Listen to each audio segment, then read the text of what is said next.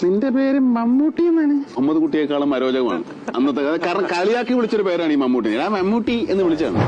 ഈ മുഹമ്മദ് കുട്ടി എന്നുള്ള പേരിന്റെ ഒരു അസ്കിത ഉണ്ടല്ലോ, ഒരു വല്ലാതെ പഴഞ്ഞം പേരാണ് എന്ന് തോന്നി എനിക്ക്. പഴഞ്ഞം പേരെന്ന് പറഞ്ഞാൽ കുറച്ച് വലിയ ഒരു ആൾക്കാരൊക്കെ ഇല്ലേ, പ്രായമുള്ള ആൾക്കാർ. എന്റെ ഉപ്പാപ്പയുടെ പേരാണ്, ആ ലെവലിലാണ് ഞാൻ ചിന്തിക്കുന്നത്. അപ്പൊ ഉളുപ്പര് മരിച്ചുപോയി എന്റെ ഓർമ്മയ്ക്കുണ്ട്. അപ്പൊ അത്രയും പ്രായമുള്ള ഒരാളുടെ പേര് എനിക്കിട്ട് കഴിഞ്ഞാൽ ഒരു അരോചകം ഞാൻ ആലോചിച്ചു. അപ്പൊ കോളേജ് കയറി മാരേജ് കോളേജിൽ ഫസ്റ്റ് ഇയർ ഒക്കെ ചെന്നപ്പോ ഈ മുഹമ്മദ് കുട്ടി എന്നുള്ള തരത്തിൽ അത് ഞാൻ അങ്ങോട്ട് ഒളിപ്പിച്ചു.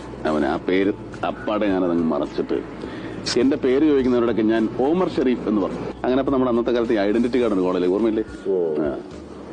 ഈ ഐഡന്റിറ്റി കാർഡ് ഒരുത്തന്റെ എന്റെ വീണ് കിട്ടിയപ്പോ എന്റെ പേര് ഇങ്ങനെ മുഹമ്മദ് കുട്ടി എന്ന് പറഞ്ഞു. നിന്റെ പേര് മമ്മൂട്ടി എന്നാണ്. അങ്ങനെ എന്റെ പേര് മമ്മൂട്ടിയായത്.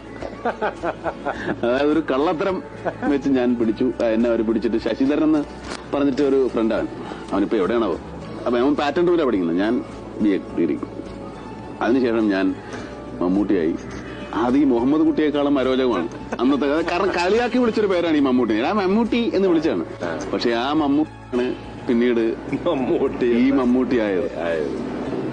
പക്ഷെ സിനിമയിൽ വരുമ്പോ ഈ മമ്മൂട്ടി എന്നുള്ള ഈ പേരിന്റെ എനിക്ക് തോന്നിയത് ഡയറക്ടർ PG വിശ്വംഭരൻ തോന്നി. പുള്ളി പറഞ്ഞു ഈ മമ്മൂട്ടി എന്ന് പറയുന്ന ഒരു പേര് ശരിയാണോ, അപ്പൊ നമുക്ക് പേര് ഒരെണ്ണം നിർദ്ദേശിച്ചാൽ മതി, വേറെ പുതിയ പേരിടാമെന്ന് ചോദിച്ചു.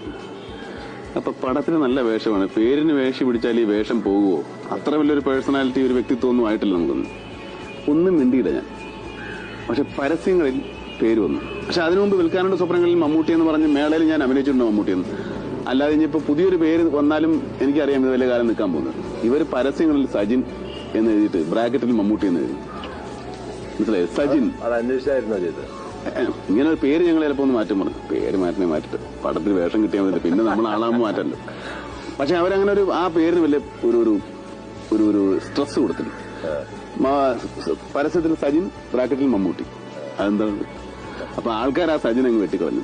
പടം ഇറങ്ങുന്നതിന് മുമ്പേ മമ്മൂട്ടി ആയിരുന്നു.